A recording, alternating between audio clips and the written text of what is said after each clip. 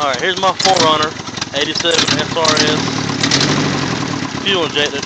What's wrong with it? I know I got an exhaust leak, but what's this chirping noise?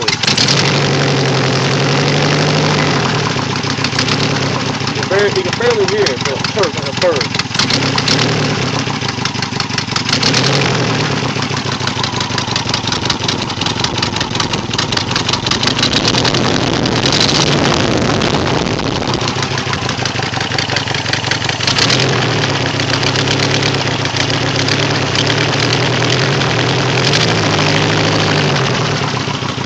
My wires are hooked up like I needed to be.